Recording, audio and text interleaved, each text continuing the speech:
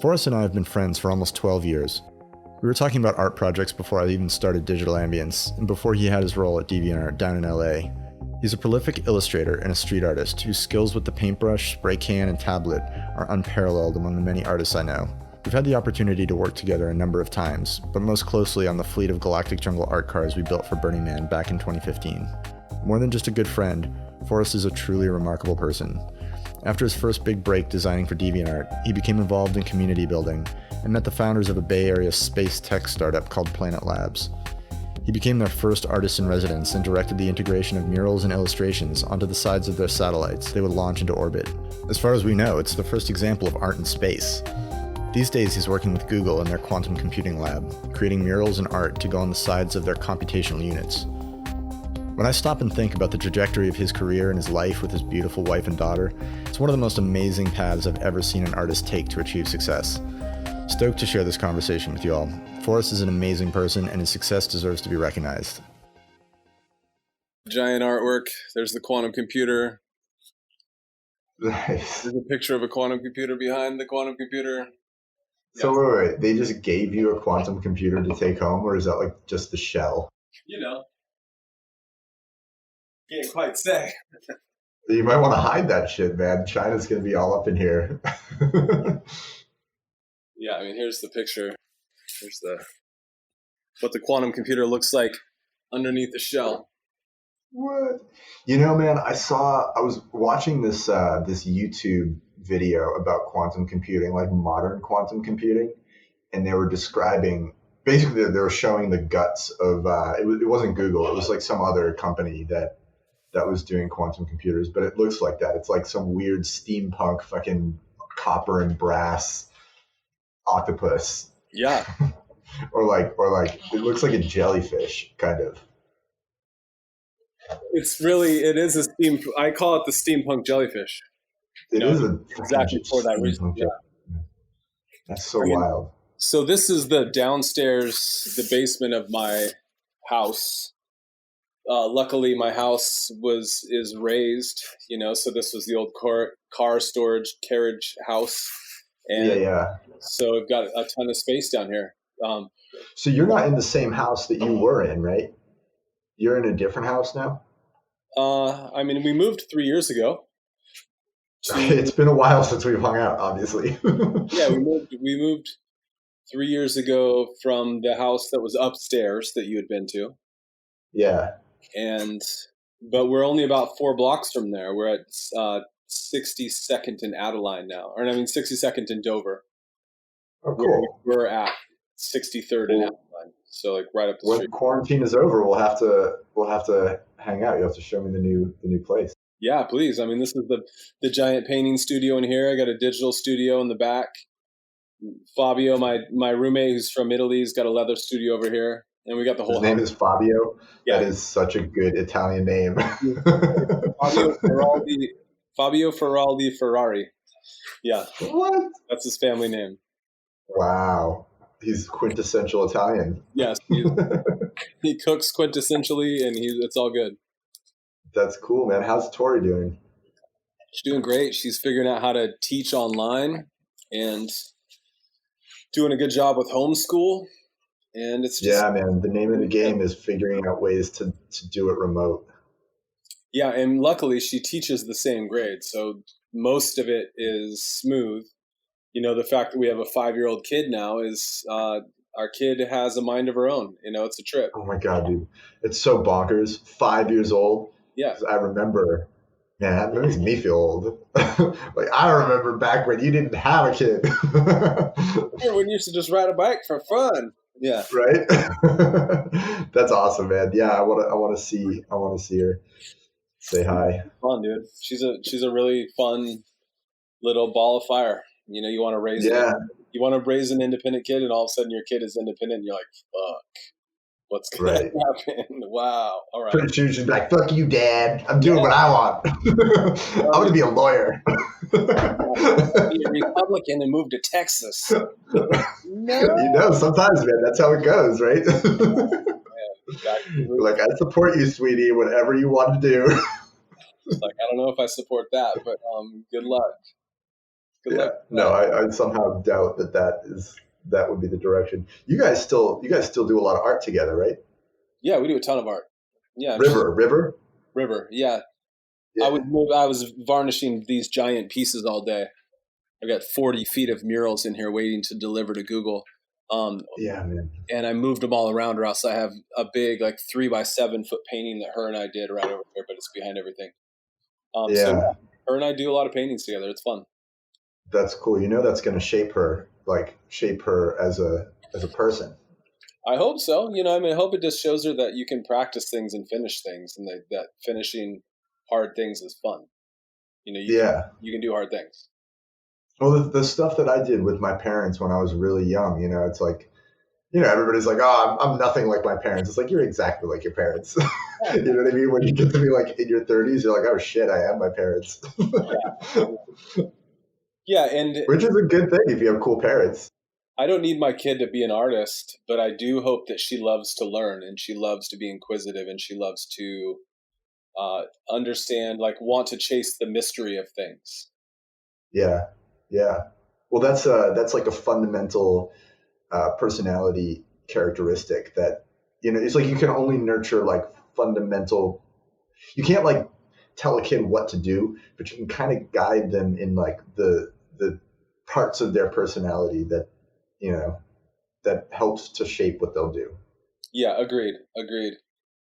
Yeah, I mean, I don't know. I don't have a kid, but from what I understand. You can help them create good morals. You can help them on their path. You create an envelope for them to exist in, but the rest of it's kind of just help them steer their own lives. And if they fuck it up, then you hope they don't need to go to the hospital in COVID culture. Right. Just fucking don't crash too hard. Yeah, it's fucking crazy times, man. It really is. Everybody's pivoting. We've been doing a lot of work with, do you know One Hat, One Hand in the city? They're fabricators. Yeah, we've gotten real close with them just because, like we do lighting, they do fabrication. They make weird things, we light weird things, and it goes hand in hand. But Marcus, the owner, he's been he's like 10 years ahead of me. And so a lot of my business questions, I can go to him, and it's just crazy. Everybody's like, what the fuck is going on? What do we do? Like, no one knows what the fuck to do. And everybody's trying to pivot to like figure out something useful to do that will allow them to keep their small businesses afloat, Yeah. Got to be creative. Creative. You got to have a lot of irons in the fire, I think. Yeah. Well, you've always had that, man. You're like, it's insane. When I tell people about like you as a person, I'm like, oh yeah, I know this guy. He's like a mural artist, and then he's like painting on the side of rocket ships. Like, well, how'd you pull that one off? That's a nifty pivot. That's a nifty trick. Because before this current gig, you were with Planet Labs, right? Yeah. And you were doing artwork, murals on the side of their satellites. Yeah, I was laser etching every spaceship. Yeah. So I was in charge of creating the artwork. I created the first pieces myself, and then wrote handwritten quotes of all the other people's artwork on there because they said they wouldn't paint with me. And then started. They would not paint with you? They wouldn't draw with me. Like, they were like, the engineers would say, we build the spaceships. You put the art on. Oh, I get it. Yeah. Trust you to put the art on them. You're doing amazing work. We're building these things. Let's work in unison. We're not going to draw. We're not as good as you. And so I said, well, you're all very well read, and you're all worldly. You're all inspired. Yeah. Give me your favorite quotes. Give me the things that inspire you, and I'll handwrite them for you. And so that got everyone involved. And we did dozens, and a couple, probably, I don't know, maybe 200, the sides of 100 or 200 spaceships with handwritten quotes. And were they all unique, or did you do duplicates, or? Every once in a while we do duplicates. If we had to produce a bunch of spaceships real fast, I would repurpose artwork, or if a flock exploded in a rocket ship launch.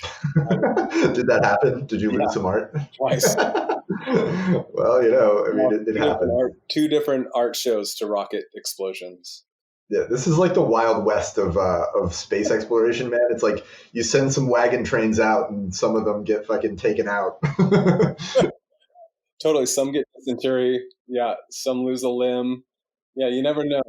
You never know what's going to happen. But it was good. And then I finally was like, all right, I know you all well enough. We grew from 25 to 500 people when I was there. Wow. So I was like, I know you well enough. Let's invite your grandmas and your community and all of the family. Let's all get together and do art together. Let's invite your kids. And so a lot of the art on the rockets or not the rockets, but the spaceships that we launched later was all artwork by other people as well as me and my family. That's awesome. Community. So I really wanted. Well, that must have given it a real community feel. Yeah, I didn't want it to be just about an artist on a pedestal. I wanted it to be like the reason why I was there was to bring the creativity out in people, not to just celebrate myself. Yeah, yeah. Well, how did you start with them? You were a resident artist, or how did that work? Because I know you launched a resident artist program there with them later on. How did I meet them? Well, kind of through the DeviantArt bubble. I did an art show with DeviantArt up in San Francisco at a random house called The Glint. You may know Damian Madry. Yeah, I do know him, man. Did an art show with him many years ago. And at that art show, this guy, Mike Zuckerman, who you may know as well, this guy does. I also know Mike. Yeah, he does great stuff all over the world. I met him there. Yeah, he worked very closely with Alex Alden, my former partner, who was working with the United Nations. Oh yeah, right. Did you ever meet her? Yeah, and so they work together sometimes with his refugee work. Okay, yeah, that makes total sense. Anyway, though, he's a good dude. He looks out for his friends, and so I met him there at this party where I was having an art show, talking about why we build community as artists, why we should rely on each other and ask each other for help. And he glommed onto me there, and he's like, "Hey, dude, let's talk more." And then he randomly invited me out to a startup in the Santa Cruz Mountains, a venture capitalist startup camp out with Innovation Endeavors, a venture capitalist firm. That Eric. I remember that. Yeah. What was that called? That was called Innovation Endeavors. Wasn't there another one? There was like the outdoor camp out that you were all about it for a little while. Oh yeah, Campground. That happened the same week that I got introduced to the startup community. I was introduced to Levi Felix, who started Camp Grounded. He found me through my yard sale signs. I hand drew a bunch of yard sale signs and Bart, and he walked from Bart to my house, and he's like, "Dude, I don't want to buy anything, but who drew these signs?" Man. I'm doing a camp out for adults, and I need someone to help me with signage. Who did these signs? I'm like, well, let's talk.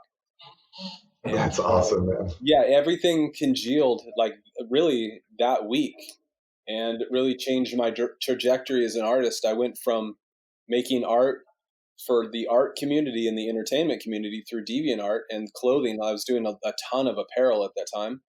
I went from that to pivoting and doing art with entrepreneurs. Yeah. Realizing that, the art world, the art for art's sake world is super saturated. There's amazing artists. There's artists that are way better than me that have time to do a lot more art than me that are, I may be just as passionate, but they may be more talented or more practiced. Well, it's just such a scene too, the fine art world has always struck me as a very political, very insidery scene. Yeah, and I'm not very attractive. I'm not trying to be a rock star. I'd rather do the artwork than try to be the rock star in it. And so, but meeting these entrepreneurs and meeting these engineers that were really hardworking and really focused and really driven and really intelligent and really mission driven, I realized very immediately that I wasn't the most creative person in the conversation. These people were launching spaceships and building satellites to put in space that then they had to talk to, flying around the Earth every 90 minutes at 17,000 kilometers an hour. I was like, these are problems to be solved by creative people. And isn't that cool though? Is that creativity takes so many different forms. Totally. You know what I mean? You can be an artist. You can be an artist and be an engineer. In fact, a lot of artists are engineers. Yes, and to me and to you, like we don't see the difference. We don't categorize. We're just like, cool, and you do that? Cool. And you're a problem solver here? Great. And you're making solutions there? And as soon as I realized that art wasn't as important as I was thinking it was, and that people throughout the hardworking world are very creative, and I was like, all right, I need to bring what I do to a different conversation and be up as high as the other people in the conversation, so I can have good conversation and not feel like a peon. And I can, I think to be successful, you need to be creative. yeah, I totally. think that a prerequisite of real success, and most of the really successful people I know, is some element of creativity. Yeah, I hope so. Or they hire a creative team. Absolutely. Well, I mean, even like even a stockbroker or whatever. It's like you have to be doing something different, right? Mm. Or else you're just doing the same thing as everybody else, and that's not valuable. Yeah. I mean, there are a lot of mom and pop shops that are just filling the mold of what the other business molds have been. But I I wouldn't think call that successful necessarily. I in mean, order, like, I think in order to innovate and in order to push your business forward, you have to be creative. Innovation only yeah, thrives with creativity. But you can be a widget maker that has been a widget maker for 500 years, in the family of widgets, and like you don't have to be that creative in order to just sell vacuums, and you could be a fucking dope successful vacuum seller. right. But to make a new vacuum, Totally. to come up with like like the fucking Dyson Sphere or whatever, like those crazy Dyson vacuums. Like they had some industrial designer who was pretty creative. He's doing his thing. He's passionate about vacuums, man. Yeah, and he thought about having his own house, and he was like, I need to get behind that thing that I just can't get behind with my stupid vacuum that weighs 400 pounds. It's like, how about I put it on a ball and make it spin? Yeah, that'll work. There you go. Exactly. He's probably very successful. Just saying. I hope so. Either that or he was just really high and he had one good idea. I mean, you can be both. You can be both. Hopefully. Yeah. Yep. So that's how you ended up at Planet Labs. Basically, is through Camp Grounded, through those communities of Yeah. VCs and Just asking the right question. I ended up at this camp out. They said, come to the camp out. Come. You don't have to do art. Just come and ask creative questions and just be the artist voice. Advocate for the arts with all these startup people, all these high thinkers, blah, blah, blahs.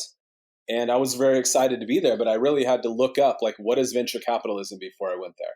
I had to look up what does startup really mean? Like, what is an investor? And I did all this research the week before and figured out who I was going to go sit down with. Ended up in the Santa Cruz Mountains at a beautiful Boy Scout camp that I had actually been there before at Fire Drums. So I knew exactly where I was. That's where they had it, huh? Yeah. I know that spot. Beautiful venue up there on the mountain. And so randomly, second day we're there, it's like unconference style. And I see on the board the future of aerospace with small satellites at 10 o'clock in the morning on the pond. And I love a good pond. I grew up in the country, right? The pond behind my house. So like, cool, I'll go sit by the pond and listen to spaceship talk. I love some sci-fi. So they were all doing talks. It was like a bunch of different lightning talks, lightning rounds. Yeah. And I did a talk on portrait painting and painting characters. So I had all these weirdo, highly intelligent people drawing the stupid characters that I draw. We were like making a poster or something. So we're all kind of given our skills. And for an hour, I sit and listen to this dude who's rabidly and romantically talking about the future of aerospace, just ebulliently spewing on, we're going to go to asteroids and we're going to go to the moon and we're going to go live in space and we're going to have space settlements. Oh my God, some kind of guy. We're going to do it for life's kind. We're not doing it for mankind. We're not doing it for the corporations or the companies or the nations we live in. We're not doing it for just our family name. Like, we're going to do these for life so we can establish a place where life can be itself and where it can be free and where it can be alive and not feel threatened. He was just going off. And I was like, tell me more. And I'm in my sketchbook and I'm thinking like, wow, I wonder if a graffiti artist has ever gotten up on This is a prudent question, my friend. like, how can I work with this guy? I'm like, I draw everywhere. How can I work with this guy? And then I'm drawing. He has a plastic satellite on the table that's a scale model, like 10 by 10 by 30 centimeters with wings, right? It's totally blank. And I'm thinking to myself, I could easily draw on that thing. I could easily take out a Sharpie and draw some beautiful pieces on there. And so I don't know this dude from anybody. I never met him. I didn't even meet him before the class. So I roll up on him after the questions are done. I was like, Robbie, do you know the pinup girls that are painted on the World War II bombers? And he goes, yeah. Like deep, big shoulders, deep set eyes. And I go, Robbie, let's paint on your spaceships. And he goes, you're going to see his gears turning. He goes, yeah. But instead of pinup girls, let's do something humanitarian. And I just felt the hook sink like I was fishing. Oh, that's great. I was like, yes. I was like, you're talking my speed. Let's do this. That's so cool, man. And he's like, all right. And he like shook my hand. And I was like, great. Yeah. All right. We're painting on a spaceship. Great. I don't know what I just asked for. And then he goes, but, and I'm thinking, but it's not going to match the couch, or, but I shouldn't have just asked you that, or my CEO is going to think that's stupid, or blah, blah, blah, whatever. But I get when you ask someone to do something, he goes, I've been wanting to do a fellowship or some sort of creative program, but I have no idea how. He's like, can you start that for me? I was like, Robbie, I got you covered, dude. I'll be your first artist. We'll figure this out together. And we shook hands. So and we're like at the side of this lake. The sun is beaming in through the redwoods. It smells like heaven. I mean, it was epic. And, you know, it was like two startup white guys asking each other for favors, you know? So it really isn't that outworldly to ask another dude for a favor and for them to say yes. But, you know, man, people want to work with, what's that? People just want to work with cool people. Totally. You know what I mean? Like every project I've ever gotten, every opportunity I've ever gotten or been a part of has been like, has its roots in a good conversation with a cool person. Yeah, agreed. And it's usually you being humble enough to hold your ground and also confident enough to talk about what you can do good. And Absolutely. So he'd never seen my work. He didn't really know my name. He didn't know me from any other stranger that asked him to paint on a spaceship. And at the time, thank God you were a good artist, right? Yeah. Thank God I could figure it out. But can you imagine if you're a terrible artist? Then he would have been like, oh, fuck. Yeah. And he said yes, not knowing, which was totally wild. I had there and I was taking good notes, and, you know, I just approached him and asked for permission, and he was like, yeah, let's do this. And he goes, show up. It was in the summertime. It's, you know, into summer. He goes, show up on September 1st, right after Burning Man. We'll all be coming and dusting ourselves off from Burning Man, and show up with your stuff, and let's do this. Just bring perfect time. Bring your A game. So I show up at the San Francisco office with a giant canvas. The canvas is right over here, a big 4x6 foot canvas, and blank, and my big easel. And I was like, all right, if I don't know what the hell's going on, I know nothing about aerospace. If I don't know what's going on, at least I'm going to baffle them with boldness of painting something. I have no idea what I'm doing, but I'm going to do something. That's what you do, man. You just paint. Yeah, I'm going to do something that's going to be inspired. That's going to excite them. Comes to mind. And so 2 days later, we're in conversation, and I got the whole entire team in front of me.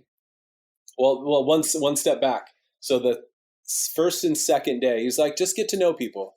You know, here's where you're going to stand.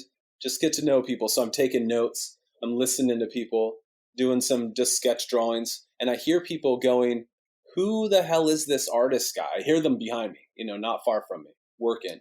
Who's this artist guy? We don't need another artist, or we don't need an artist. We need more engineers. You know, this is a pressed startup company that's feeling the stress of business. That's exactly what an engineer would say. I'm like, fuck, really? These guys are 4 feet from me. I can hear them talking under their breath. We don't need an artist. So Robbie comes around. He goes, "What's up, dude? You have art on spaceships yet?" I'm like, "No, I think you kind of put me in with the sharks. I'm not sure if I need to be here." He's like, "Bullshit, dude. Just bullshit." It's like, "How about you do a colloquium tomorrow and you tell people what your plan is and you just tell them what you're going to do and then you do it. Like, no big deal. We're just going to do this." Like, all right, cool. He amped me back up. So the next day I gave a speech, the lunchtime speech, the weekly speech, and talked about my work and talked about how it would fit with their work and showed them the work that I had done in the past. And this is like pre-art cars, pre a lot of these big projects that are local. It was all entertainment. We worked on the art car. Our art car was before your work with. The art cars were after this. Oh, interesting. Yeah. I didn't realize that. It was before. Yeah, I mean, I was about to put things on the timeline. Yeah. I was about ready to take a job at the Academy of Art because I didn't really have a job. And so this was after DeviantArt, after I'd been laid off of DeviantArt. I did a year with the clothing company as art director. It was fun. And then, like I said, I showed up at this, did this, and I had no idea what we were going to do. And so I gave these guys a talk about my work, showed them some commercials that I had done with Microsoft and DeviantArt. They had seen them. People are oohing and on, blah, blah, blah. And then I go, all right, so we're about ready to make the first art show in space. And I'm saying this ad hoc. I have no idea that I'm even going to say this. And as I'm saying this, it's kind of like washing over me. I'm like, we're about ready to make the biggest art show that humans have made in space. What theme and subject matter are we going to do? As a team, what are we going to do? I'm like, step into art director mode. What are we going to do together that represents humanity in the first art show that's ever been made in space? And it's like silence, right? Like, great. I just asked that question. That was an amazing question that just came out of my mouth, and there's no answers. And what do you say to that? What do you say to that? And so one of the gentlemen there, his name's Creon. He's one of the smartest dudes I've ever spoken with. He's amazing. He goes, how about we do myths and folklore of the world? Wow, that's an amazing answer, but that's a pretty deep answer. We're only going to put art on a few spaceships. We had no idea how many spaceships we're going to put up in space. It's like, that's great, but let's hold that. And so I'm not getting any answers, and I go, all right, how about I draw animals really beautifully, right? I love drawing animals. I can draw them really graphically. There's animals all over the world. My grandma loves animals. Kids love animals. Everybody loves animals. Who doesn't love animals? Who doesn't love animals? Who doesn't resonate with the slow Loris, right? Everyone digs animals. So it's like, I'll draw animals real well. And what if we put animals looking back at Earth from space because everyone resonates with them? And then people are like, yeah, I love animals, blah, blah, blah, blah. And then I said, how about we do migratory animals because those animals are moving with a purpose. And it really it's also a flock. It's like a flock of satellites. Totally. And they're called doves. A migratory animal in space. Totally. They're called doves, and doves are migratory. And so I go, how about we do migratory animals because migratory animals are all around the Earth and they move with intention. Whether you're a whale or a butterfly or a jellyfish in a lake that only moves a couple feet a day, like they all move with some sort of ingrained intention. And as we move off the Earth into space, we need to move intentionally and, hopefully be better stewards of the Earth that we are, trying to take care of as we migrate off as a species. So people are like, yeah, great. That's awesome. And it's like, wow, I just asked that question and was able to spin up a really good answer. So over the next month, I made... You know what? Oh, go ahead. I was just going to say, over the next month, I made the first beautiful painting, this black and white, very graphic, very bold painting of migratory animals. And I ended up laser etching, cutting that painting up and laser etching. And I tell the whole story in the TED talk I gave about laser etching the first spaceships. And it was a hell of a challenge to figure this out. Like, how the hell do you get a painting onto the side of a spaceship without it burning? We can't use paint because, it's a very toxic, very corrosive environment in space. Yeah. Right? There's only certain materials you can use. Yeah. I mean, I don't know if corrosive, maybe corrosive is the word, but it definitely the radiation of space and the vacuum of space are not very conducive to most art materials. Right. Yeah. So No, I was just going to say that I was reading this article the other day about how the advent of massive numbers of satellites, like looking at Earth, has allowed scientists to really track the migration patterns of animals. Yeah. And they visualized it with this really cool web app. And it looks like a circulation system, right? Where you see these massive numbers of animals flowing around the planet. And I don't know, it feels very fitting. You know, the migratory animal on satellites, which are allowing us to study the migration patterns of animals on the planet. Yeah. It's cool. Yeah. And with these satellites, you can't see more than 3 to 5 meter resolution. And what that means is that your car is just a couple of pixels. You know, you've got a little green car, you know, it'd be like 3 pixels on a picture. Yeah. But they chose that resolution with these small satellites because they didn't want to encroach on people's privacy. And I really I resonate with that. It's like, I don't want to work for a space spy company. I don't want to work. Well, you guys were doing like mapping satellites, right? It was doing real time mapping. Not necessarily like Google Maps, but like in real time. Yeah, they still are. They're still doing great. Earth imagery. The goal, and in the beginning, you know, when we only had 2 satellites, was to take a picture from space. But then ended up, as we were there, I was there for almost 5 years. So the goal was to take a whole picture of the Earth every single day at 3 to 5 meter resolution. So you can look at that stack of images and see down through it and see what the large organic matter is changing on the Earth. Well, it's almost like a 4-dimensional image, right? Because it's like not only do you have 3 dimensions, you have a 4th dimension, which is changes over time that happen on that entire canvas. Totally. And you look at these patterns, and if you look just for a few days at an image, and you're not going to understand like the why of it.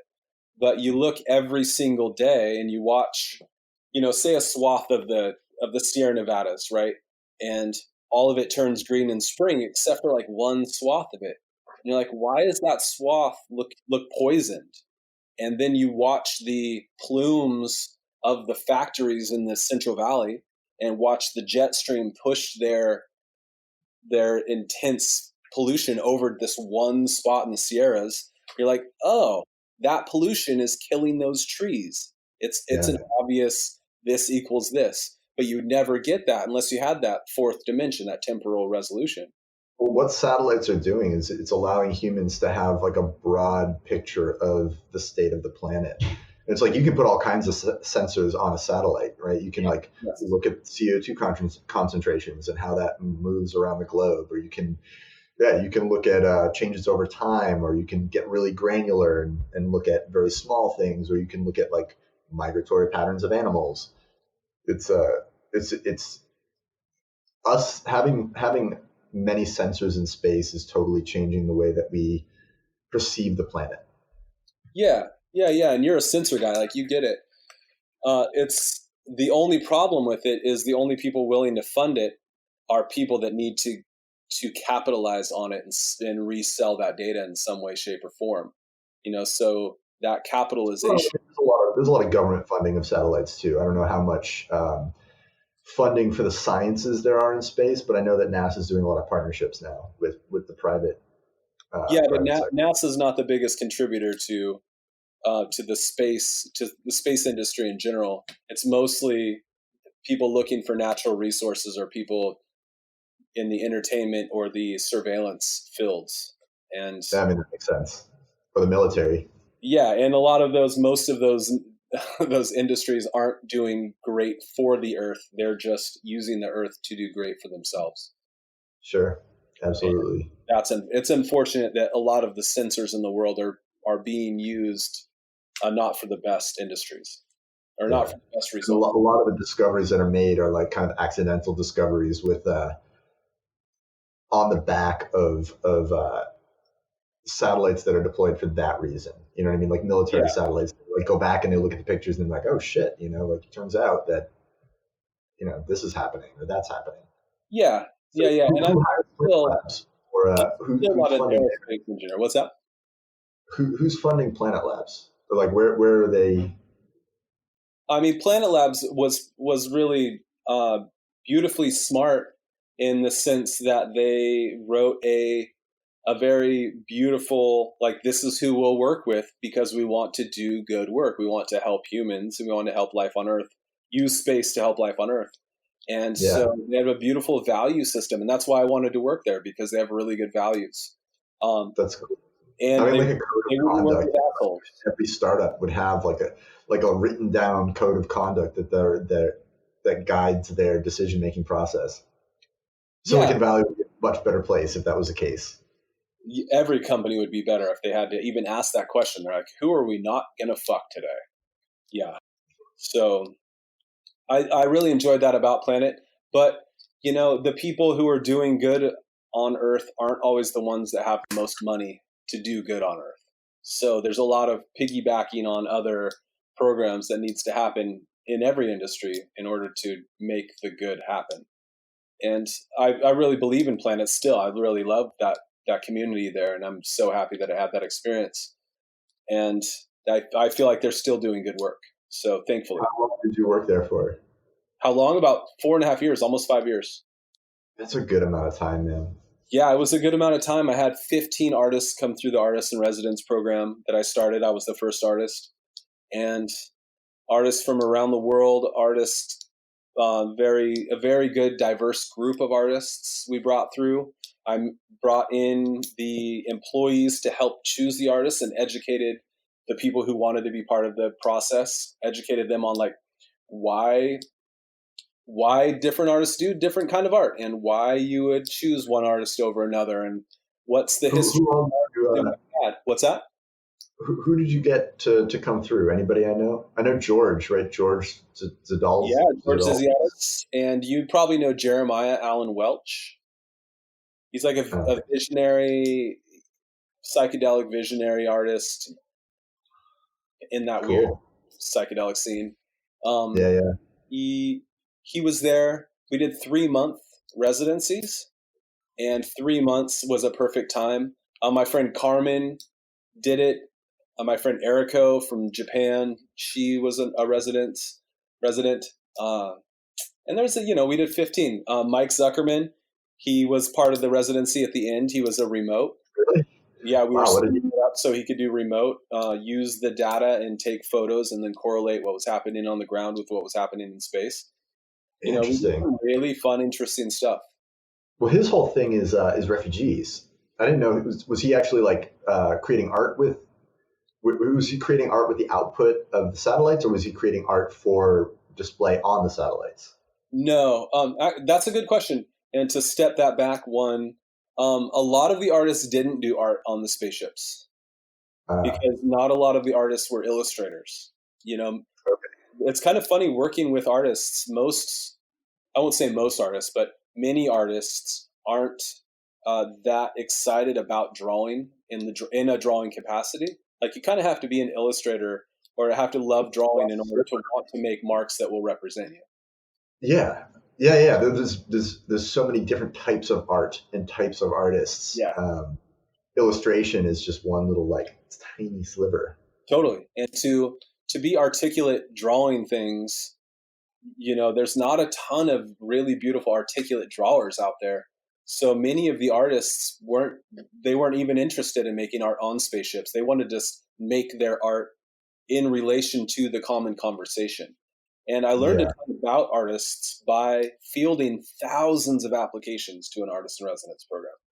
I looked at thousands of portfolios.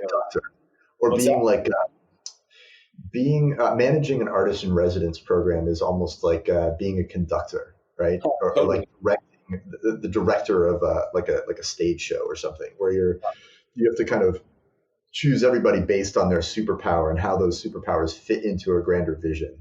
Yeah. Agreed. Totally agreed. And it's not about, in our case, I wrote it, so it wasn't necessarily about the artist being famous or the artist even being known for a certain body of work. I wanted hungry artists. I hate about the fine art world. Yeah, like I had lots of artists that were famous in the Bay Area being like, I want to further my career by being part of your artist in residence program. And I was like, I'm not that interested in that. I'm interested in people who are really hungry to be part of the common conversation of what Planet is doing. And so I wrote an application that had very few questions. I was like, if you want to apply, why would you benefit us? Why would we benefit you? What do you want to bring to the conversation for 3 months? And what do you want to get out of this? Sure. And like anybody could apply for it. And I chose some artists that weren't the best technically, but they were really, really excited, and they made the most of it, and they were rad. That's cool, man. I'm sure that you really helped a lot of people out and gave a lot of people a leg up. Hopefully. Yeah. And cool.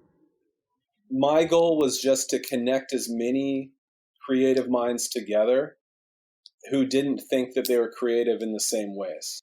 You know, being an artist shoulder to shoulder with an engineer or a business person that's on the marketing team, or a salesperson, or the lawyers of the company, putting an artist shoulder to shoulder with them made them realize that artists make mistakes too, but artists do it up front in a way that everyone can see the mistakes, and then they work themselves out of it to a successful finish. And when someone who's afraid to show their failures sees that, then they're really more willing to be like, cool, come see my algorithm that I'm creating, or come look at this hardware piece, or come read over this contract that I'm doing. I feel like I'm failing, but help me succeed.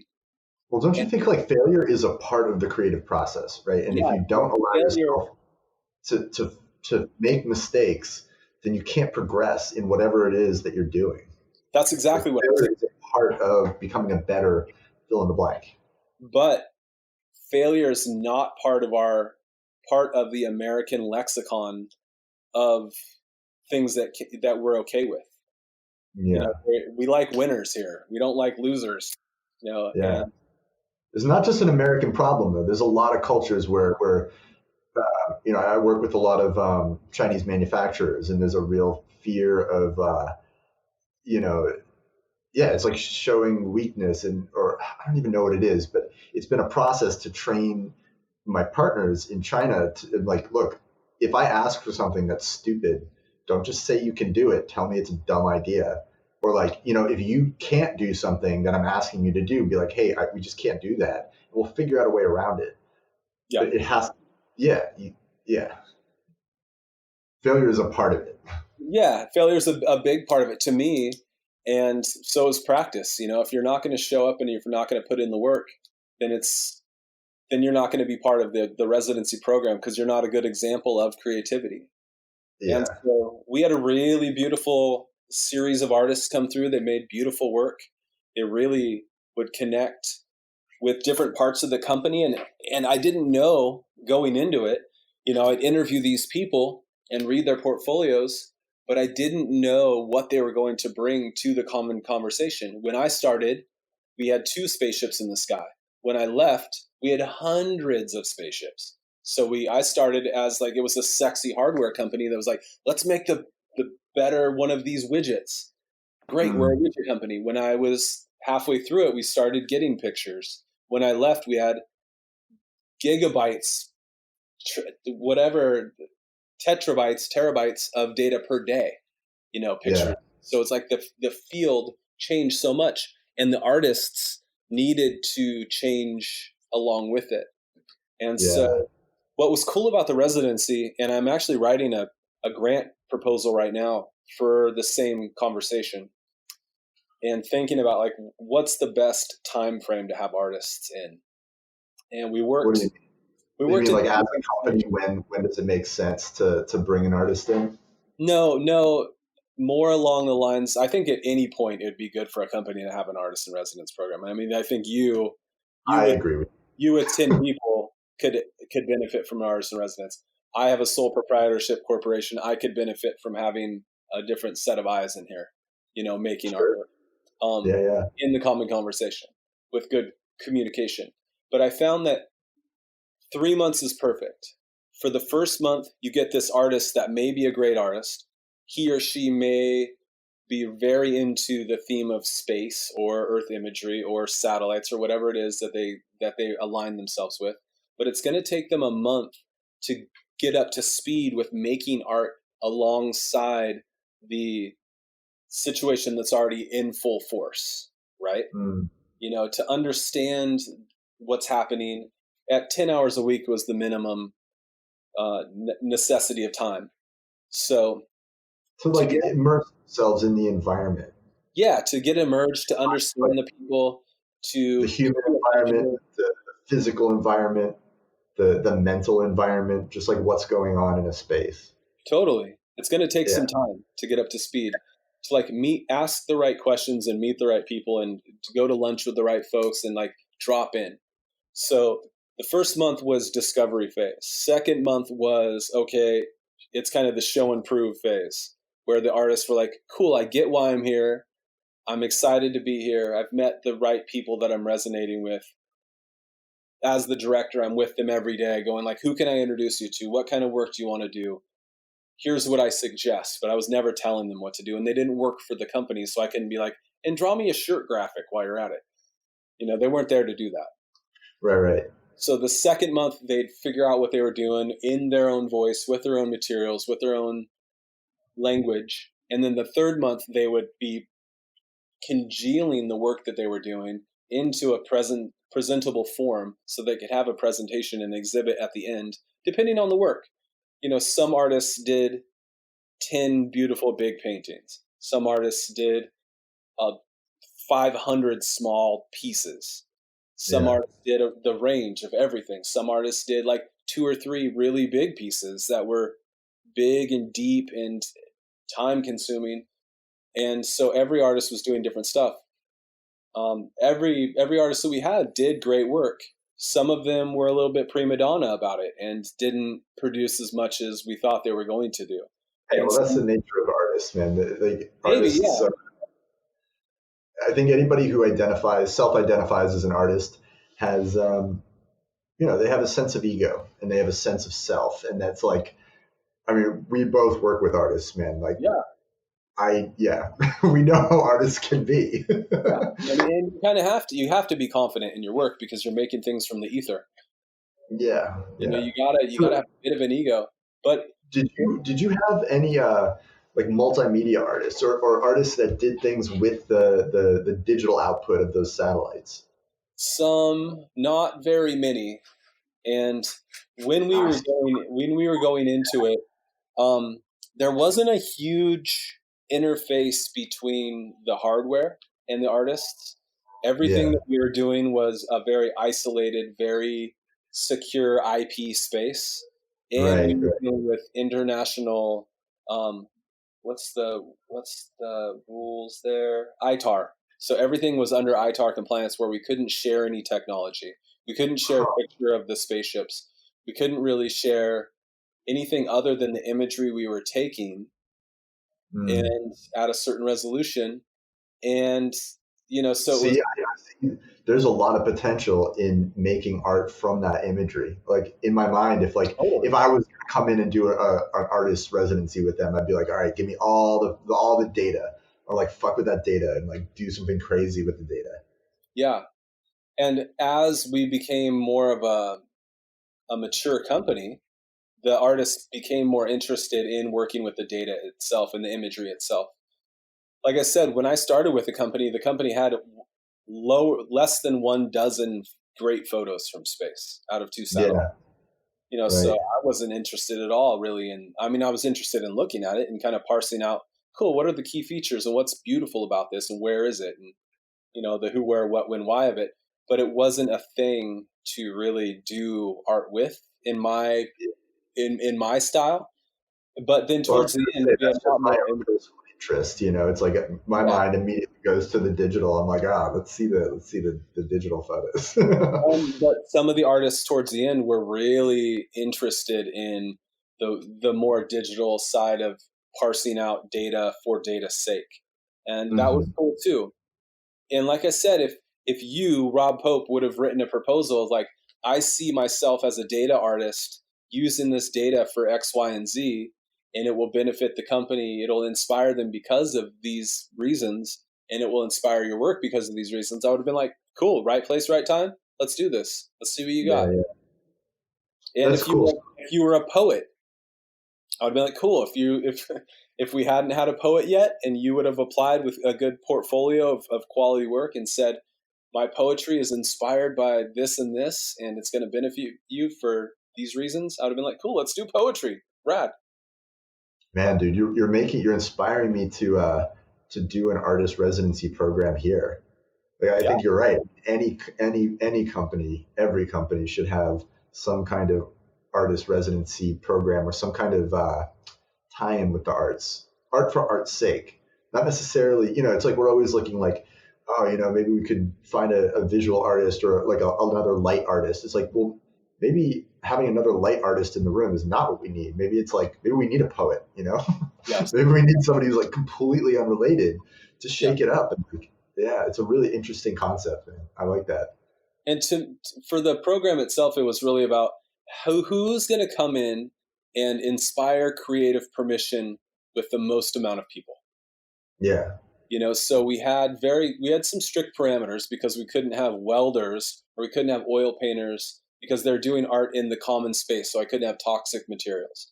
I couldn't have people that were lighting shit on fire. And come on, man. Pyro artists in space makes perfect sense. in the mothership where everybody's eating lunch every day. So I had parameters. So most of the artists were visual artists that spoke in some sort of creative material that could work within that space. That's just what worked there. Places like Recology, where you have the Recology artist in residence in San Francisco that works at the dump, that goes out and digs through the garbage and they can build giant sculptures out of dumped landfill material. That's like a different beast. I saw an ad for that artist residency. Actually, I saw like a post for that. I was like, man, what a cool environment to be like, all right, go forth and make art. Amazing. Totally. If it was closer, I would do it. I would want to run that program. It would be so rad. But it's so far away. It's so hard to get out there that I'm like, I'm not going to do that program. But I know it took me 15 minutes to get home from the city today. 15 minutes. Nice. It took me 15 minutes to get back from the city. I was just like, man, that's not that bad. No, not that bad at all. I haven't been to this city since it closed down. Yeah, what a trip. And I used to go to the city every day for work. So yeah, it was an amazing experience to work in aerospace for 5 years. I never would have thought it would happen, but people ask me, they're like, did you think you were going to work in aerospace? Like, nah, but I did think that I was going to work with intelligent, motivated people. Like that's that should be the only criteria, right? Especially like you are in a very unique position where like, now that you've cracked that door, right? You can like who couldn't you work for? Like paint on anything, draw on anything, create art or an artist residency program for anything. There's literally no company that you couldn't work for as long as they're open to the concepts that you're putting forward, right? That art is a valuable commodity and it's a valuable property to introduce to any working environment. Yeah, and even the art, the collateral aside, like what we're making, the artifacts aside, if we can provide creative permission to any company to think a little bit outside of the comfortable normal and make things that solve problems, if we can get in a space of I want to solve problems, I'm raising a 5-year-old and I'm doing exactly the same thing that we're doing with the Artists in Residence program. It's like, if you can inspire a human to ask bigger questions than they know how to ask, then you win. And what's cool about art, right? Yeah. And what's cool about artists do that by nature. They're like, how can I remix this idea with my thing? How can I like stir it around and spin it and make a better ice cream cone? Like, cool, let's do it. Right? Make a better thing that we're doing. Make the conversation better. Make the indulgence better. Make the philosophy better.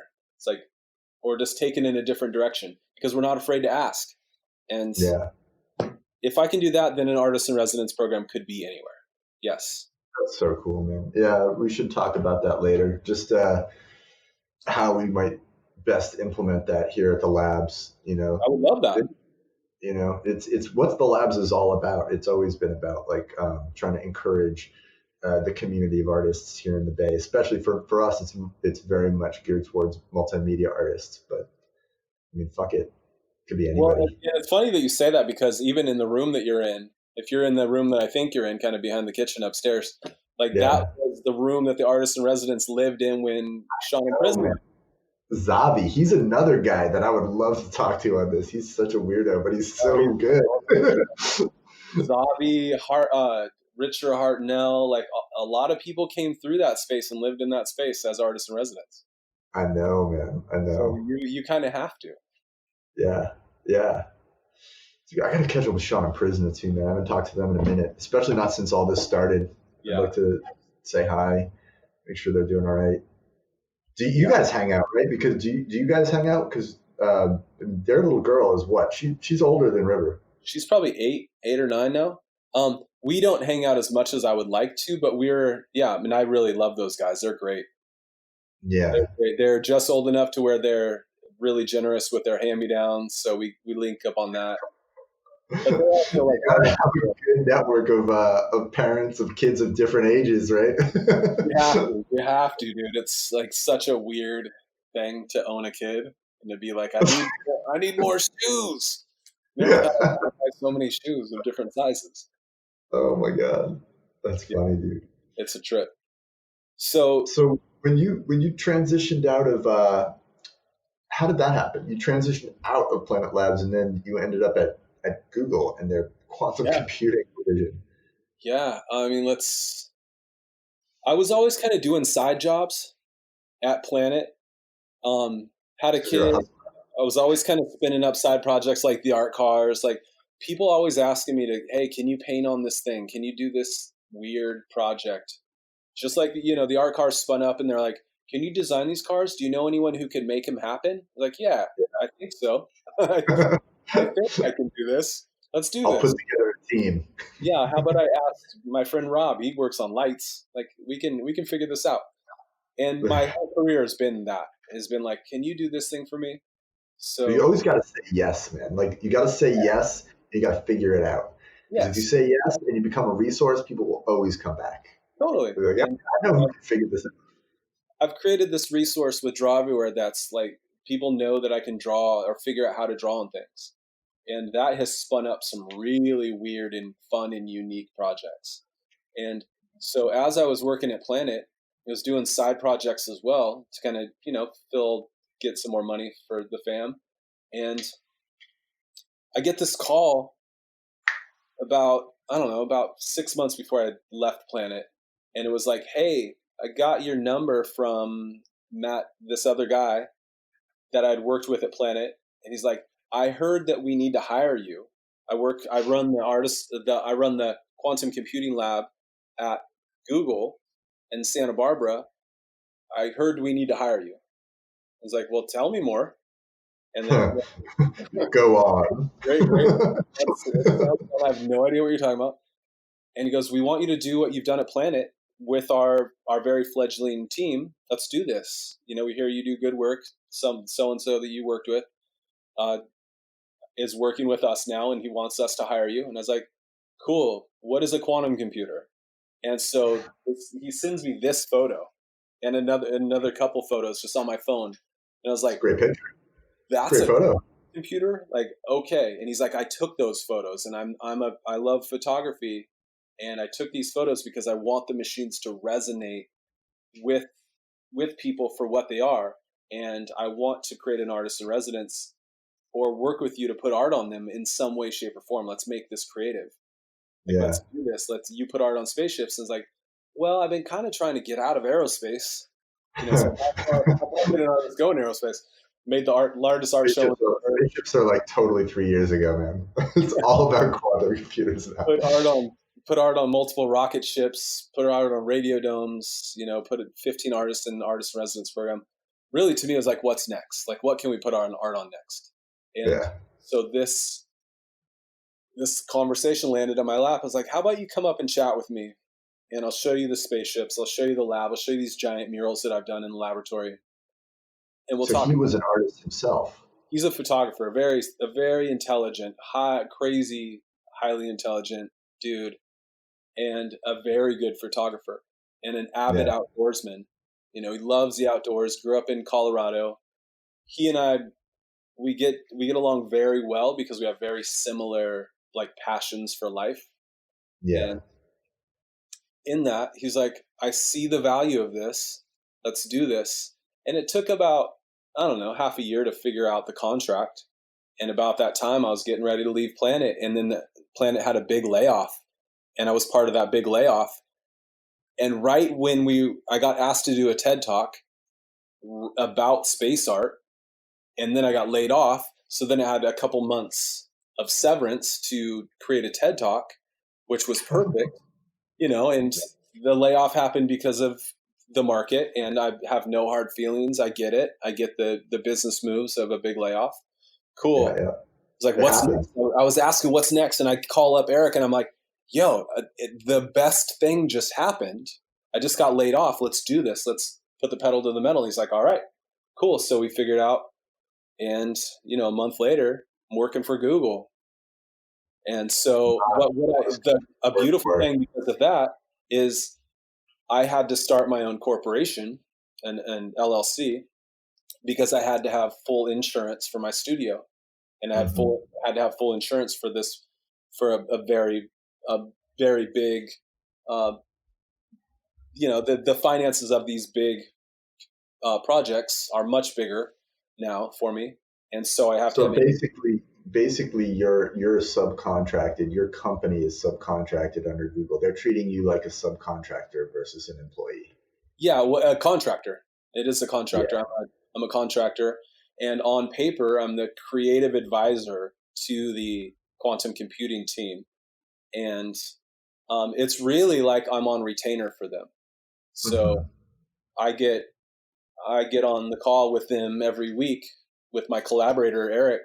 And we talk through, like, here's all the projects that I can think of that I want to do. What kind of projects do you want to do? And then we stir up, you know, a year and a half ago, we started doing this. We've created some amazing ideas. We're creating a laboratory in Santa Barbara right now. And just through spitballing and working on smaller projects, like, cool. And how amazing would it be to do this huge? How cool would it be to do this on that wall, or like, to do this around these quantum computers?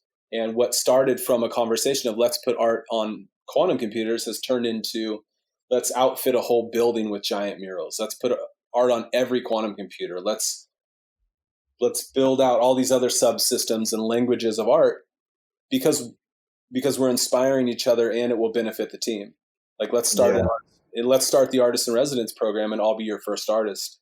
But instead of 3 months, let's do it for 2 or 3 years. And then spin it from there.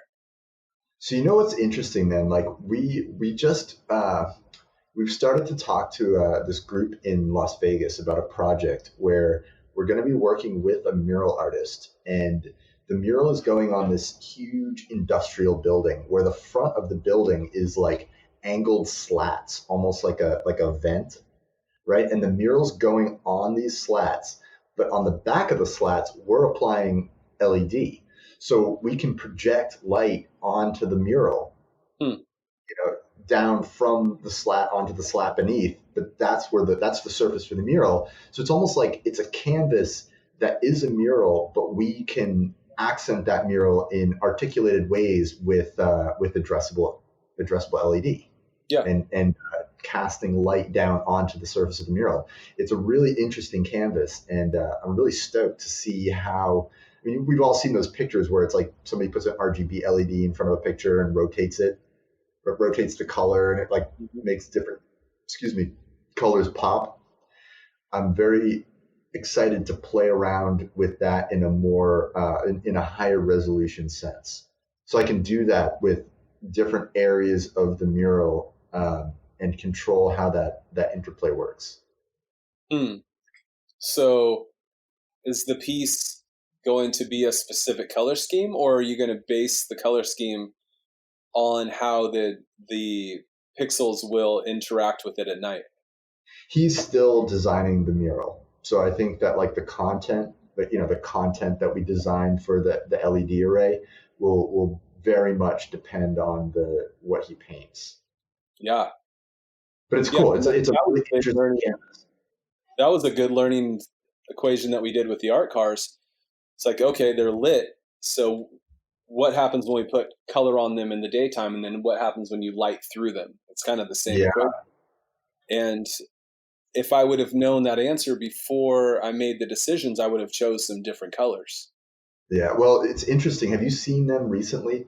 They just replaced all the lighting internally, and it's much closer to the vision that we initially had, in that it's the lighting is much smoother, and it's much higher resolution, right? Mm-hmm. So we can really play light patterns across the inside of these things. And for people who are listening who don't know what we're talking about, we built a series of art cars in the form of jungle animals back in, 2014, 15, something like that. And Forrest did like the paint job on the outside of these fiberglass shells, and we lit the inside of the art cars. And the interplay of those two elements is what really gave the art cars their daytime, nighttime look. Yeah. When I designed the cars, kind of before we even were talking, you drew out the shape of the cars, didn't you? Yeah, I drew them. I designed the shapes all out, and then talking with the people that were pulling the trigger on the price, they were like, "Well, what are these things going to look like?" And I had to come up with all these ideas before we knew. But I had no idea what the paint was going to do with the light underneath it. And so, in the same sense that we're talking about these walls that you're going to project on, choosing the color that then you're going to change the envelope of color on is very intriguing to me. And to me, I would do the murals in grayscale and black and white. So then you can totally, I mean, I'm serious. And then you could make them, you wouldn't fight with your local color. You would really be amplifying your color on the surfaces, but you could do super graphic black and white chiaroscuro. Yeah. That's an interesting concept, man. It really is. I mean, we're just getting to know this guy. He's a very cool guy. It's like, I'm not going to try and influence his art. He's gonna create a vision. We're gonna come in and we're gonna play with that, and then create kind of a nighttime look that accents his art, which is cool. I love those kind of collaborations. I really do. What kind of art does he do? It's hard to explain. It's kind of like futurist. It kind of is. It's very illustrative.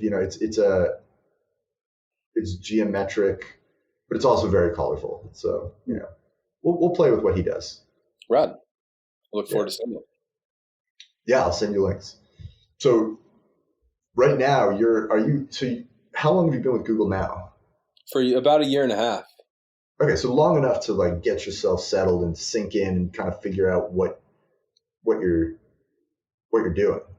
Yeah. And what's been cool about it is we've been building this laboratory in Santa Barbara. Since I joined, we've been building out the space, and it's been going slower, just like every construction project, moves slower than you want it to go. But it has allowed us to do a lot of build-up projects getting there. And I illustrated the cover of a white paper that was the quantum supremacy paper. So that got my artwork all over the paper. Google quantum supremacy. And I got to be the illustrator that did that. So I've been doing these really heavy hitter illustrations. And now we're jumping into the projects that we wrote a year and a half ago. So what's cool is I just did these big murals. I've got 40 feet wide of murals here in my studio that 2 weeks ago, they were just around the whole walls. I just took them down to varnish them because they finally, the paint was all cured. But we've been able to do all these really big drawing projects. And now, this big piece that's right here, this is the armature for a quantum computer. This is how big they are. That was what you were showing me earlier. Yeah. And so this is a 36-inch cylinder that the quantum computer lives inside of. It's a dilution refrigerator that has to be sub-0 degrees in order for a quantum computer to to run and to be able to manipulate the electrons. So these guys came to me and they said, Forrest, we want to hire you because your artwork speaks nature. Like, cool. Yeah. What does that mean? And, I paint a ton of landscapes and I paint a lot of animals and I have a lot of beautiful respect for nature. And so see some happy little trees in there. Get all bobber up. Right? It's got a lot of happy trees. And they said, we are speaking nature because we're manipulating electrons. Like we're speaking the language of nature. And that statement. It's the laws of nature, man. It's like quantum computing. It's, it's some trippy shit. And in that statement of like, we are speaking nature, my graphic quality, my graffiti quality, made me really think I can invent a whole language based on this. I can do abstract graph futurism murals for the laboratory, and then every single quantum computer that we make will have landscape paintings on them that also resonate with this language. And so this is a 36-inch cylinder that's 45 inches tall. This painting stretched out is 109 inches. So that's 11 feet. And 11 so what did you paint it? You did that as a flat canvas and then you wrapped it around that cylinder? Yeah, and this is just a sketch. This is just a sepia tone sketch that I did yesterday. I just painted drew the whole drawing up a 10-foot piece just so I know what it looked like in the round. I have to find a seam, so then it goes flat. It's a big, beautiful piece flat. Yeah. But then when it's wrapped, it has to match up, and like the tree over here needs to match up with the trees here. Oh my God, dude. Perfect. So when you make VJ clips, right? Follow me along here. When you're creating loops to VJ with, you have to make your loops so that the beginning and the end blend seamlessly together. And it's funny because that is exactly what that reminds me of right there. Yeah, so you could cut it in any place. Sure. And have your edges of your painting. This is a painting we're doing all you. Loop. What's that? A seamless loop. A seamless loop, right? A quantum loop. And so Eric came to me and he's like, well, what do you want? What can we paint on quantum computers? It's like, well, let's paint something that's going to once again resonate with people all around the world. How about we do landscape paintings that are UNESCO sites from around the world, United Nations ethnic and heritage sites, like cultural sites that are beautiful because of the culture significance or the geographic significance. And so we're painting these with landscapes. So as you can see, even this part right here is the Yosemite Valley. Like you're looking up into Yosemite Valley. That's what that is. Yeah. It's beautiful. On the back of it through, a system of different views, then you see all the way up into Tuolumne Meadows. And on the other side, you see out into Wawona, the big, beautiful sequoia trees. So one of those sequoia trees will be my cut. And then when it's flat, one side over here will look like the sequoia trees of Wawona, and the other side will look like the sequoia trees of that are more up by the Tuolumne Meadows side. And then when you match them, it's just one big grove of sequoias. Right, man. That's a great segue or split a mechanism to split your painting or to make that seamless loop. I was going to ask you, it's because you have to have some mechanism. It's like, okay, how are you going to make that mix? Totally. Oh my God, dude, you're VJing with pictures. VJing with fine art. Because we're doing landscapes, we're going to do lots of different UNESCO sites, and some of them are ocean scenes, and some of them are the desert, Colorado Plateau UNESCO sites. We're starting with local ones, and then we're going to spin out and do them from around the world, because luckily Google has all these beautiful thinkers, these engineers from all over the world. These ladies and women that are highly intelligent from all over the world, and we don't just want to do things that are California centric. We want to do amazing paintings that represent these really beautiful cultural sites from around the world. And if I throw a picture of Baghdad up on a quantum computer, I don't want people to be like, why the fuck did you put Baghdad on a quantum computer? We're enemies with Baghdad. Like, no, actually it's a beautiful place. It's a UNESCO site. Man, I would hope that anybody who's actually looking at a quantum computer would be a little bit more sophisticated than that. But you never know, but haters gonna hate. Hey, hang tight. I'm gonna grab another beer, but I'll be back in like 2 seconds. Okay? Yeah, I'll just talk to your audience. We can like chop it out or whatever.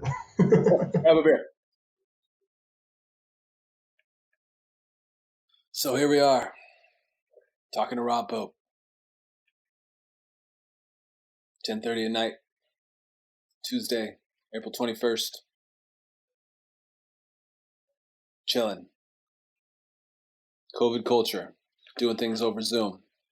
We'd probably normally be doing this in person, in this same room, laughing and chortling, talking shit. So that's what we do. Well, welcome. Nice to have you. Got any questions? Oh, what's the drawing with? Sepia tone Conti crayon. Kind of some sort of Conti pencil that I found. That I'm happy that I found. Then I ran right through. I ran the whole thing through. Had to order some new ones today. What's that sound? Oh, that's a car alarm. What's that sound? That's Rob grunting. Got more beers. Wearing shorts. Hey, What's the thing? What's the graphic on your shirt? I'm not sure, man, but I found this artist online who is pumping out all kinds of very unique, kind of almost like neo gothic, kind of like cyberpunk graphics, and I really liked it. Yeah, I bought a bunch of shirts from him. It's like, man, I would totally rock that art. Do you ever do T-shirts? I remember I've you done a used to, lot. right? I've done a lot of t-shirts. Yeah, Yeah, I like not so much t-shirts. anymore I've done some shirts with this project too. There's been some fun underground apparel that we've made. though. That's cool. Does We got Google give you a pretty wide? Do you get to just kind of like riff on, set your own direction, point yourself in whichever? yeah. I mean, I don't like doing art for nonsense sake. I don't like necessarily using materials unless it's really a valuable material to use. And I found that making clothing, there's just so much waste in making shirts that I don't Yeah. personally, I don't like to make a lot of clothing unless Yeah. it's going to be a really high quality piece of clothing. Like right now, we're producing a hoodie that's just outrageous. It's so nice. And so I'm into that, but I don't want to just be a t-shirt artist because I just don't like the amount of stuff that gets thrown away with t-shirts. Can I get a hoodie? Maybe. I want a They're hoodie. amazing, dude. They're A quantum hoodie. with the quantum monster that I created, like the qubit critter. Oh yeah. Yeah, it's such a paradigm shift, man. It's like, who even knows what the fuck is gonna happen when quantum computing becomes a norm? It's like that could usher in the era of like true general AI and like replace us all. Yeah. Or you better just be able to ask a good question. Yeah, It might absolutely. promote good conversation. Yeah. So are you doing any street art anymore? Not as much as I would like to. My Yeah. my personal artwork really happens in my sketchbooks. I draw all Yeah. the time, just in my own sketchbook. I like, I mean, I adore graffiti. I adore street art, but I don't really have a lot of time to be out on my own. Yeah. I've got a kid now. I try to spend as much time with my family as possible. I'm in my studio a ton. I don't have a lot of time to be roaming the streets at night, putting up Yeah. art on other people's surfaces. Um, Yeah. That makes I sense. wish. I mean, I miss the beautiful roving quality of street art. Even if I didn't get out and paint, if like hopping on my bicycle to go look at things to paint is Hmm. almost as fun as going and painting because you're out on this some random adventure with your buddies, and that's Yeah. so. I don't have that in my life anymore, and I miss it. There's a lot of really good street art that comes out of Oakland. I mean, it's known for it. Yeah, and right now we're in a really beautiful time where the government's not funding the buff anymore. So we're starting to see a lot of good graffiti artists come up again. It's like Yeah. second wave happening many years later. So yeah, there's some good stuff. I saw this. I saw this post. It was a shot of evidently Banksy's bathroom. He was like street art. Did you see that? And it was like he had painted like rats all over his bathroom, like pulling down the toilet paper. Like it was hilarious. I'm like, oh my god, he's an artist. He can't stop. Can't stop. Can't stop, man. Yeah. So Yeah, I know. I mean, my own style of work has evolved. I still love some graffiti. I still write in my sketchbook all the time. I still practice my handwriting all the time. Yeah. And my handwriting is more impeccable now than it ever has been. I just find different places to put it now. It's a challenge. You ever publish your sketchbooks? You ever done that? That would be awesome. That would be awesome. Yeah, man. I almost like what do they call like comic book style artwork, a graphic novel? You could do like graphic novel. It wouldn't be like a linear story, but it would still be like a novel of the evolution of your graphics, and it would just be like, yeah, your sketchbook's published. Well, it's funny that you say that, because when I was in high school, a dear friend of mine and I started writing a story that we wanted to make a comic out of it. And we both weren't very good artists then. But it was a fun story. And, we would write each other letters when we went off to college, just like, what up, dude? I had this idea and here's this funny idea, blah, blah, blah. And we would go back and forth. And then I got in grad school and I had to take, after fine art undergrad, I had to take a sci-fi class, and I had to take an anthropology class, and I had to take a history of animation and fantasy story writing and art. And so the challenge was to spin up a story that I had been working on so I could do work in tangent with what we were learning. And so I brought back this story, and this was in 2008 when I was in grad school. And from then, it sparked me to write this novel, and I'm still writing a manuscript for a novel. And it's 2020, and I'm still working on it. And in like every fifth graphic novel. Well, I would love that. I don't want to illustrate it. I want to hire someone to illustrate it. I just want to do the chapter faces, and do the character. Yeah. But I've got this whole amazing deep story now with all these characters and this whole world, and writing the novel for it. So if I ever was to do a novel, it would be like a weird amalgamation of all of my practice and the story itself, because I've got so many drawings. I've written so much about it now that if I had a writer friend, or if I had a graphic novel friend, I would be like, cool, let's do this. Yeah. You draw it, I'll write it. Do you have free time to do side projects, like personal projects, while you're working, doing Google stuff, or is it taking up most of your time? It's taking up most of my time, but I don't really see it as like a side project. I do the same work that I do for Google that I would do for myself, really. Yeah. I mean, I'm spinning up this kind of work that I would do on my own. So I don't really see it as a separation between church and state. That's really cool, man. That's a great way to look at it. Like, this is a side project for me. Yeah. But it's like, I would still want to be having conversations with cool artists regardless. Yeah, exactly. Recently I got called to do some artwork for these nuclear fission state power plants, these like miniature power plants. Mm-hmm. And they're like, can you do art on our power plant? Sure, I'll design that for you. Okay, why not? So we designed it, and all of a sudden it's all over the news, and I'm seeing my work all over everything. It's like, all right, I did art on a power plant. Like, what's next? And it's the same drive to do art on quantum computers, on the street, in my sketchbook.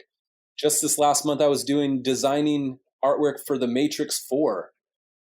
Like, I'm out of the studios. Wait, are they coming out with another Matrix? Yeah. Oh my God. So I'm working in the studio with The Matrix, working with the actors and making artwork for the movie. And I was like, this is just another thing that I would be interested in doing if I wasn't getting paid for it. That's bonkers. I'm trying not to say yes to projects I don't want to do now. I just want to work with intelligent people that are motivated to do stuff that's bigger than me. Yeah. Well, dude, I've always said that, like, the people that you work with should be people that you want to hang out with anyway. Yeah. Right? Your clients, the people that you work side by side with. They should be people who you think are cool people. Yeah, and they should be the people that inspire you. Yes, absolutely. Yeah, I don't want to work with boring people. I want to work with folks that I want to show up to the job and be like, wow, tell me more about that idea. Help me illuminate what you're so passionate about. Like, that's what I want. Yeah. I mean, you're on the same vibe. You're an illuminator. Yeah. It's been a crazy ride, man. We've known each other for a long time. Yeah. It's kind of cool to see how we both evolved from back at the Vulcan. But at the Vulcan, it was the same thing. I mean, you and I kind of met over this same conversation, 10, 12 years ago. Yeah. We're both like, cool, I have this desire to do this thing, and I don't quite know how to do it, but I'm starting to do it. And I'm going to do it, and I'm jumping into it. And you want to witness this? And I remember you were like, dude, I'm putting lights on bikes. It's like, what does that even mean, Rob? You talk really fast. What does that even mean? And you're like, no, come see my bike. And you showed me this bike, and it was so beautiful. Like you explained it to me, and I didn't get it. And then I saw it, and I was like, oh, that makes totally sense. You described it beautifully. It was perfect. I just didn't understand what putting lights on a bike was. And you're like, sometimes you got to see things, man. You got to see things. We're both visual learners, you know? Yeah. And then I drew this logo that I was like, is this the right feeling for the light bike? And you lit up my bikes in trade. You like lit up these wonderful bikes that I had. And like my biking experience was never the same. I loved it so much more because you put lights on my bike. And like that changed my trajectory of how I went out at night. Like I didn't want to go out with spray paint cans because I wanted to have light on my bike, and when I was painting, I didn't want to be seen. And then all of a sudden I wanted to be seen on my bike. Blowing up your spot. Maybe you're the reason why I don't paint anymore. I don't know. But man. Yeah, point being, I think that we will probably always be the type of people that chase our desire down creatively. Yeah, absolutely, man. I'm just stoked that we're still talking. We're still homies, and like, yeah, we can still be around each other for this crazy journey. Yeah, what a trip. Yeah. What a trip. So what's next for you, man? Oh, trying to survive the next 3 months, making sure that things keep going. I'm probably going back to the British Virgin Islands in June. Got to finish that project up. It's been 3 years we've been working on this thing, and it's there's all these obstacles in the path now with the virus, and then hurricane season, and the house got blown down, and now it's getting rebuilt. It's a saga. And then we're working on an Uber project for Uber for their new building. And there's just a number of personal projects, like personal art projects. Like I'm really inspired by caustics. The way light plays through water. And I've been working on a piece that basically uses a laser to shine through multiple clear containers of water to project patterns on the floor. And yeah, just keeping on, man. Personal projects, work projects, trying to make it happen. Love it. Yep. Let's call it. What do you think? Perfect. Sound good? Yeah, thanks for asking good questions, man. I appreciate it. It's a really good one. We've been chatting for a while. Yeah, no, it's a good amount of time. It's like an hour and a half. Yeah. Well, thank you for being interested, man. I'm honored that you'd want to ask these interesting questions. Yeah. Well, I mean it. Let's hang out in person when this is over, all right? Please. It's been too long. Yeah, let's go we can even go on bike rides now. Yeah, we can, man. Social distancing bike rides. Hey, just bring it a little bit away from me. Yeah. All right, brother. Cool. Good to see you. Thank you very much. Yep. You too, Forrest. Yep. Bye-bye.